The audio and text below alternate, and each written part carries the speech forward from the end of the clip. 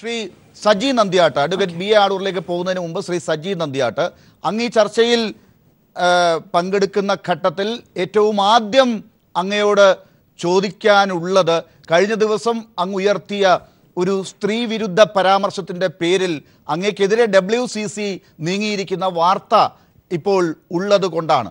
അതിനെക്കുറിച്ചുള്ള താങ്കളുടെ പ്രതികരണത്തിൽ നിന്ന് നമുക്ക് മുന്നോട്ട് പോകാം.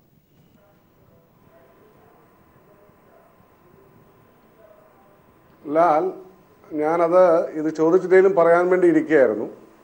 മറ്റൊരു ചാനലിൽ ഞാനത് പറഞ്ഞു. ഞാൻ ഇന്നലെ ഒരു പ്രമുഖ ചാനലിൽ ഡിബേറ്റ് സമയത്ത് ഞാൻ നടത്തിയ പരാമർശത്തിൻ്റെ ആദ്യ ഭാഗം മാത്രം വെച്ചുകൊണ്ട് ഒരു വ്യക്തി ട്രോള് കൊടുത്തു, ഒരാൾ ഫേസ്ബുക്കിൽ അത് പോസ്റ്റ് ചെയ്തു.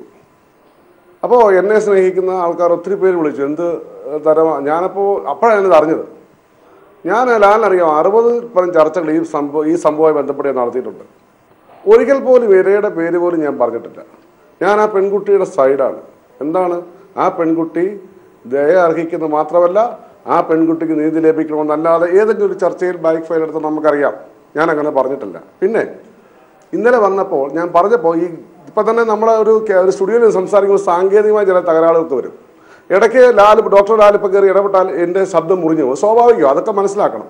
അപ്പോൾ ഞാൻ പറഞ്ഞു, ആ പെൺകുട്ടി 2.5 മണിക്കൂർ മാത്രമാണ് പീഡിപ്പിക്കപ്പെട്ടത്. അതോടൊപ്പം ദിലീപ് കുറ്റക്കാരനല്ലെങ്കിൽ 3.5 മാസം ദിലീപ് മാനസിക പീഡനം അനുഭവിക്കുമ്പോൾ ആ പെൺകുട്ടിയും മാനസികമായ പീഡനം അനുഭവിക്കുന്നുണ്ട്.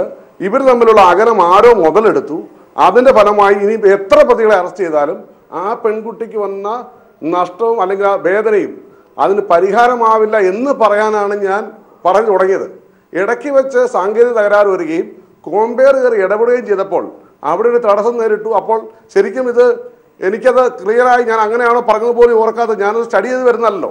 ഇപ്പോൾ അങ്ങ് വിശദീകരിച്ചപ്പോഴും ആ പ്രശ്നം അവിടെ ഉണ്ടല്ലോ.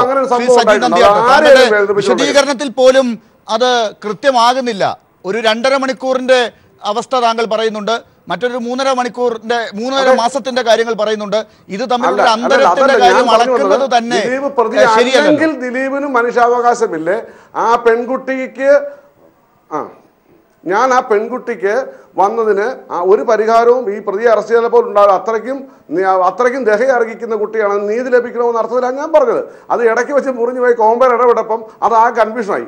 ഞാൻ അതുകൊണ്ട് ഈ ലക്ഷോപലക്ഷം കാണുന്ന കൈരളി ചാനൽ പ്രേക്ഷകരുടെ മുമ്പാകെ തന്നെ പറയുന്നു, അതിൽ ഏതെങ്കിലും തരത്തിൽ ഞാൻ അറിഞ്ഞോ അറിയാതെ അതിനകത്ത് വന്നിട്ടുണ്ടെങ്കിൽ നിർവാചം ഞാൻ ഖേദിക്കുകയാണ്. പിന്നെ WCC എനിക്കെതിരെ കേസ് കൊടുക്കാൻ എന്ത് ചെയ്യാൻ പറ്റും? നമുക്ക് അതിൻ്റെ ഞാൻ കൊടുക്കരുതെന്ന് പറഞ്ഞാൽ അവർ കൊടുക്കാതിരിക്കുമോ? പിന്നെ അവർ കൊടുത്താൽ ഒരു ഖേദപ്രകടനം കൂടി ശ്രീ സജി നന്ദിയാട്ട്, ഈ വിഷയത്തിൽ നേരത്തെ ഉണ്ടായ ഖേദപ്രകടനത്തിന്റെ കൂട്ടത്തിൽ ഒന്നുകൂടി എന്ന് എടുക്കണമോ എന്നുള്ളത് WCC തന്നെ തീരുമാനിക്കട്ടെ.